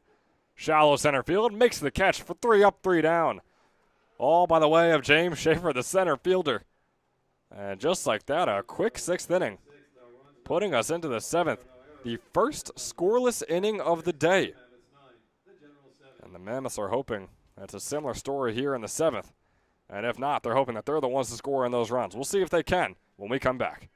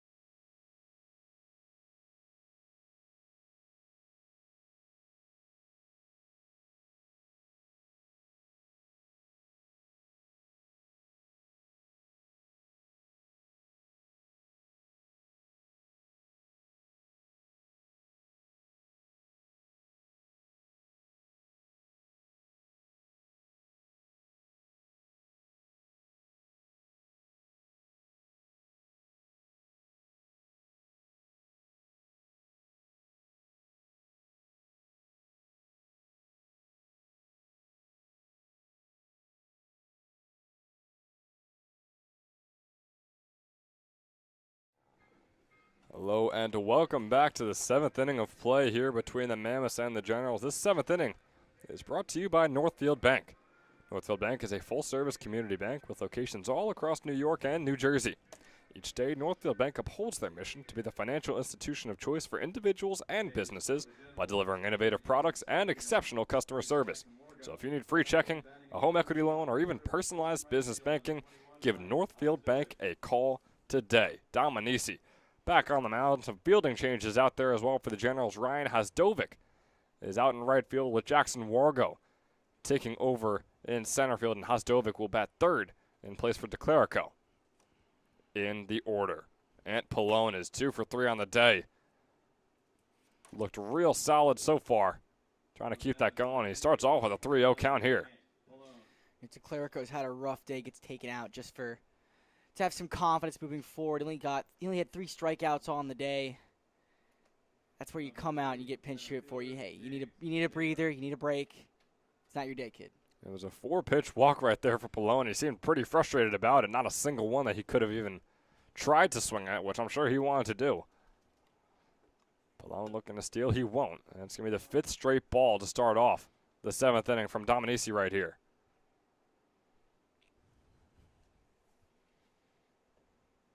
Dominici heading against the top of the order, James Schaefer, who is 0 for 2 with 2 walks to his name as well. And the 2-0 count looks promising for him, but that one is going to find the zone. And, John, I'll be honest, I'm struggling to try and figure out what to call these. Do we call every single pitch a fastball? I think that's the only way to do it, right? You got to. I think so. I feel like, I mean, it's the speed of breaking balls, but they're not breaking. So that fastball is going to be in there for strike 1. The ball makes it 3-1 and make that 4-1. 8 balls and 1 strike to start off here in the 7th inning. Not exactly ideal for the Mammoths, or for the Generals rather, who are looking to come back in this one as they trail by 2 against Mercer. Now 3 walks for Schaefer.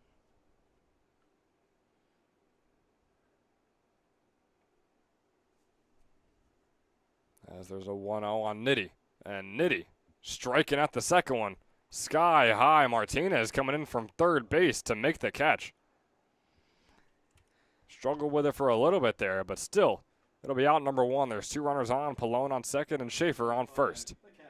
So I'm not sure what Nitty's thought process is there. You got a guy he's not a pitcher. You know, he's a position player pitching, and he's walked his last 2 batters, just look like he can find the zone, and you swing at a 1-0 pitch that's not in your wheelhouse. It's not something that you want to see. I agree, and I completely agree. If you're gonna swing, it's gotta be one that you gotta feel confident in. And it's the same story right here for Fogel. He pops that one up. The catch is made by Robert Kelly, and after 2 runners walk, 2 fly out. Inside the infield as well, we might add. Number 52, first baseman. Yeah, that's not what you want to see. You know, Fogel's a guy who's smart. He's been around. He's played with a lot of big-time programs. He's a smarter player than that. Gotta wonder in this situation. Curious to see what Joe Gamitter, the first baseman, does here now. Gamitter's 2 for 4 with a couple runs as well. Each time he's been on base, he's come all the way home. Here's the 1-0 pitch. Swung on. It's going to get right past Kelly and out into left field. Pallone is going to round third and then come back after the quick hesitation. So now the base is loaded, 2 outs, and Amir Cornier is up at the plate. And, John, it's a bit of a weird feeling seeing a position player out there on the mound in a 2-run game. Yeah, and that's another reason why it's a little bit tough to see those guys pop out against position player on the first pitch or the second pitch of an at bat, where you shouldn't be swinging until you get a strike. There's the 1-0, make it a 2-0 on Cornier, and you feel like when you're watching the majors and a situation like this pops up where a position player has to come in, usually it's a 11, 12-run game. As Cornier flies that one out to left field, and the catch is made by Timmy Wright. 3 will be left stranded here in the top of the 7th, and the Generals are still very much alive in this one. Trailing by 2, and we'll come back and join you in the bottom. 9-7, Mercer leads.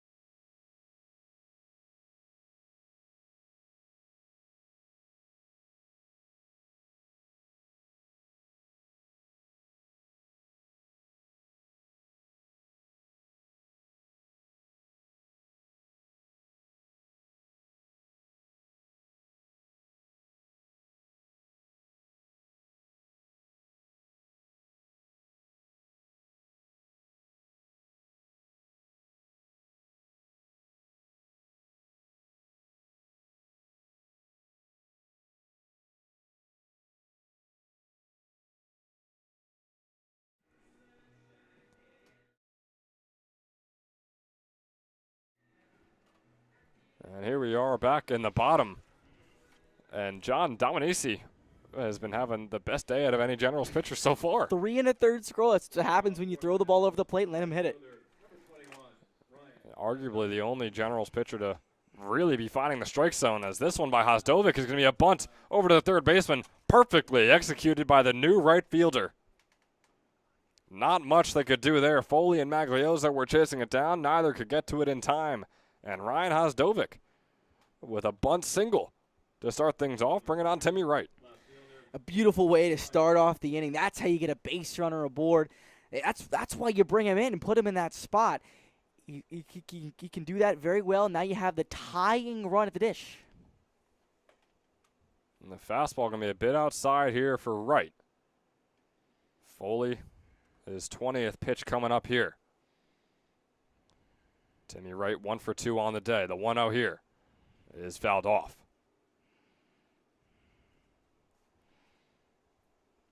Still just a 2-run game despite all the runs we've seen, despite how it may feel like the Mammoths are up big in this one. The Generals have been quietly staying with them the entire time. Here's the 1-1 to Wright. Instead it'll be a pickoff attempt on Hosdovic over there on first, unsuccessful.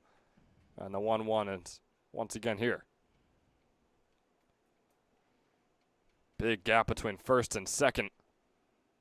Wonder if Wright will channel that. Breaking ball, breaks too far inside, brings up a 2-1 count on him. So I guess our over-under might not hit for runs after 1 out in the 5th. We've only had 1 run after 1 out in the 5th inning. That is true. Some solid pitching we've seen after we set that line. So here's the 2-2. That one being fouled off towards the Mammoths dugout. I think it's interesting to mention the Mammoths have not struck out once tonight. Not once. And they're on their 5th time through the order. And no offense to Dominici, I don't know if he'll be the one to get that strikeout either. 2-2. Talk about strikeouts. There's one from Foley on right. The swing, strikeout right. Doing a little 360 in the batter's box before heading back to the dugout.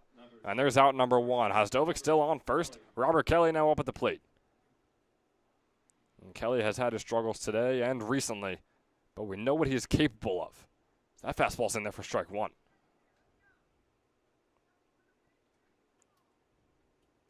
Robert Kelly, just 6 games ago, was an above 300 hitter. And now an 0-2 count on him. That called strike finds the outside corner. Big pitches here from Foley. Outside, but still a swing and a miss from Kelly. Really reaching for that one. 2 swinging strikeouts in a row. Now bringing up the 4th batter, Giuseppe Arcuri, for his first hit of the day.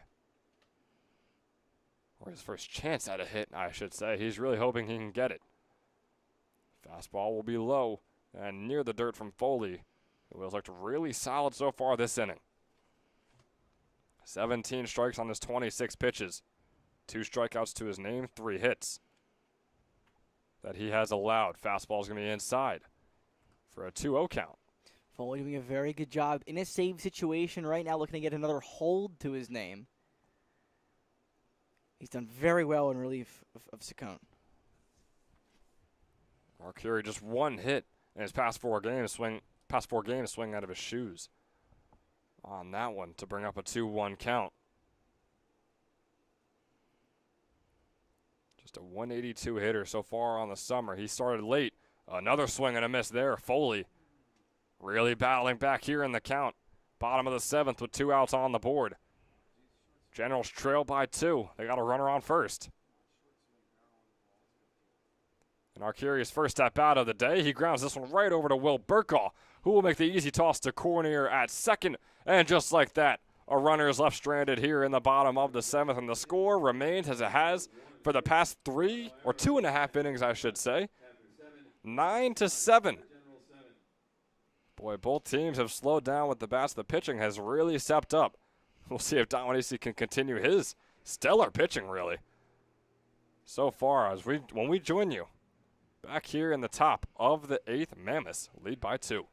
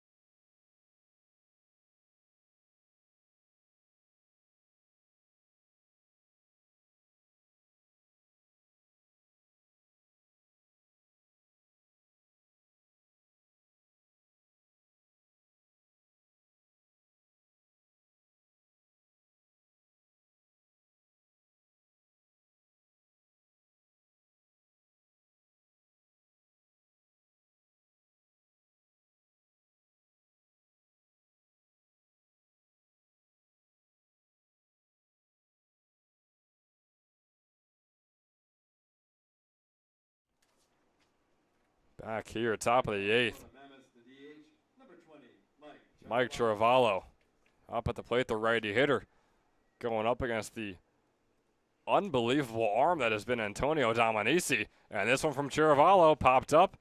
The center fielder coming over to grab it, and he will. Jackson Wargo, that's a quick out, number 1 here in the top of the 8th. How about this? 3 2/3 innings, 36 pitches, no runs allowed for a position player in relief. You can't make this stuff up. Unbelievable. And John, is it the change of pace maybe with the pitching? They've been seeing 85 plus really the entire day so far, and then here comes Dominici throwing his 60 miles per hour, and they're not used to it. It is a tough adjustment, but some guys, if you're good enough, you can adjust to this and hit some ones deep. This one grounded by Burkaw is going to get barely over the head of Robert Kelly, and the Moody hop will bring the first hit of the inning here for Will Burkaw. It won't be an error on Kelly. That is just tough luck for him. We've seen it before. We see it again, and it won't be the last time we see it either. The Moody hop taking another life. That's Burkaw's 3rd hit and his 5th time on base today. And off he goes over to second. Over there pretty easily. Wouldn't be shocked if he steals 3rd, and maybe steals home again as well. Who knows? There's number 21. Will Burkaw averaging well over a steal per game, especially with his day so far today.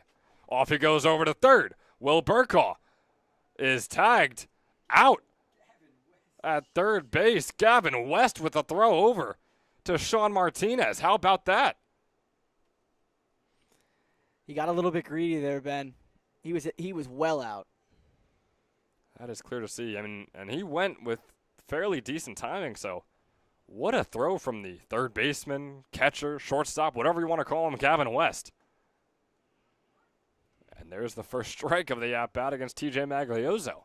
There's been so much going on, I didn't even tell the people who's at-bat. Maglioso's 2 for 3 today.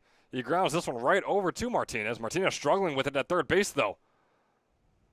And he still gets the out. The throw over to first is in time. Sean Martinez saves himself from the error. Makes the throw over to first to Ethan Fantel for out number 3. Another 3 up, 3 down inning for Antonio Dominici and this Generals fielding unit. For the Mammoths in the 8th, no runs, 1 hit, Heading in no errors. to the bottom of the 8th. The Generals have 6 outs to work with to make up 2 runs. We'll see if they could do so when we come back.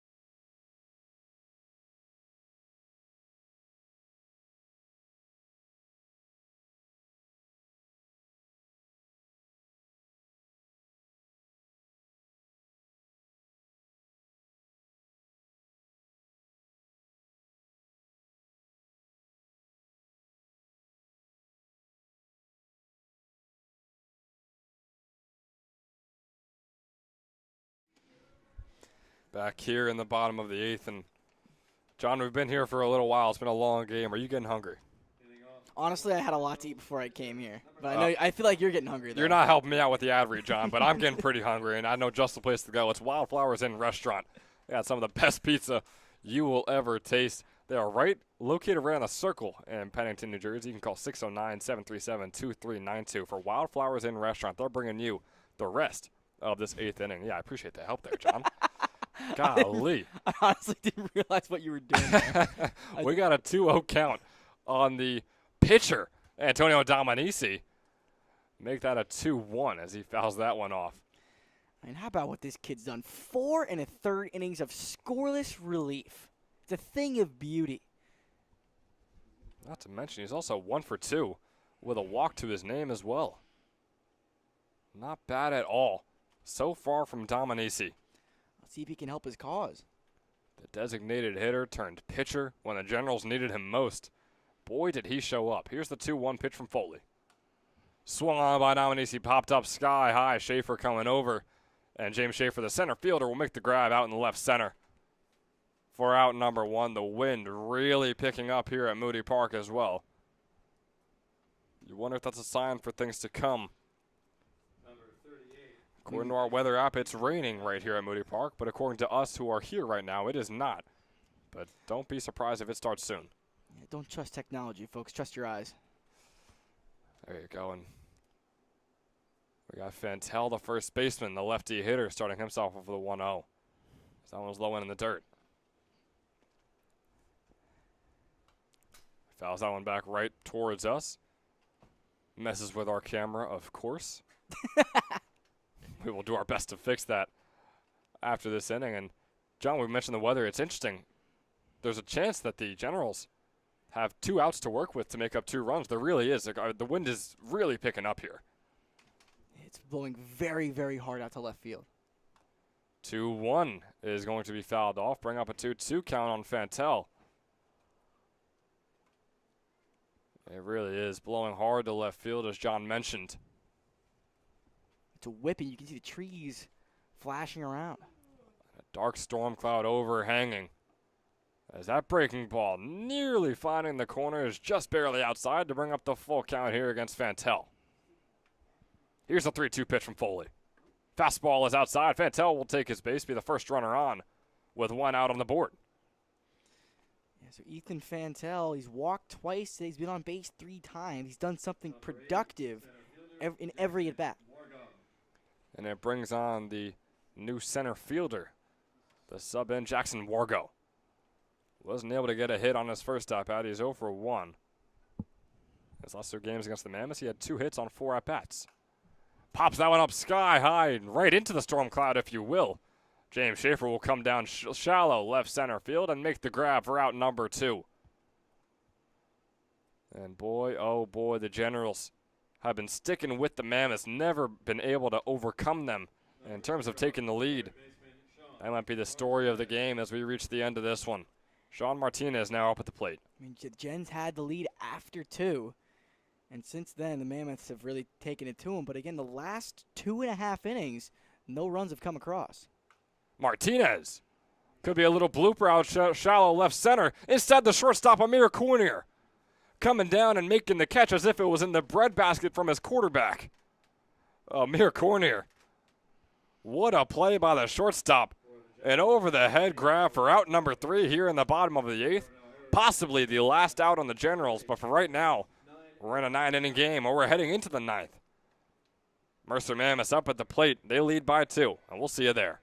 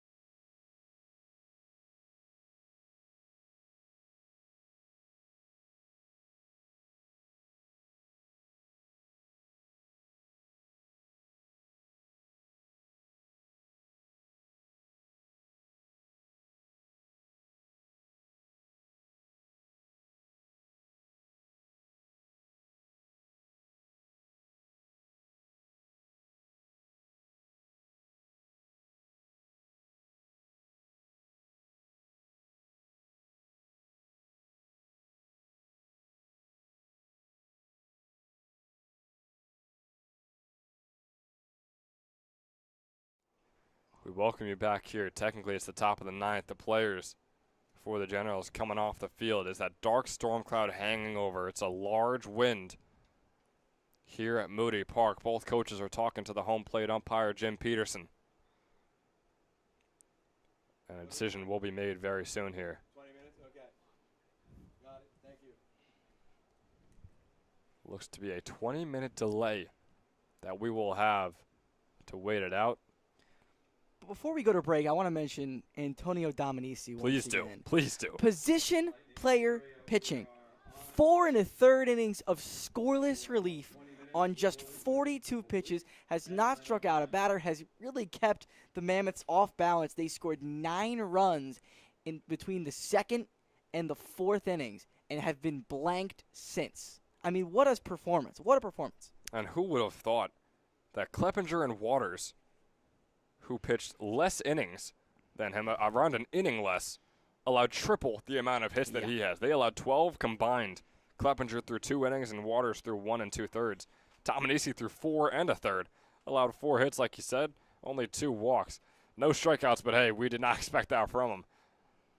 And boy, oh boy, has he had himself a day. That day might be over. He's supposed to be on the mound right now. We have that 20-minute delay. We will go to break, and we'll be back with you to let you know if the game is over or if the 9th inning will be completed. Until then, we'll see you.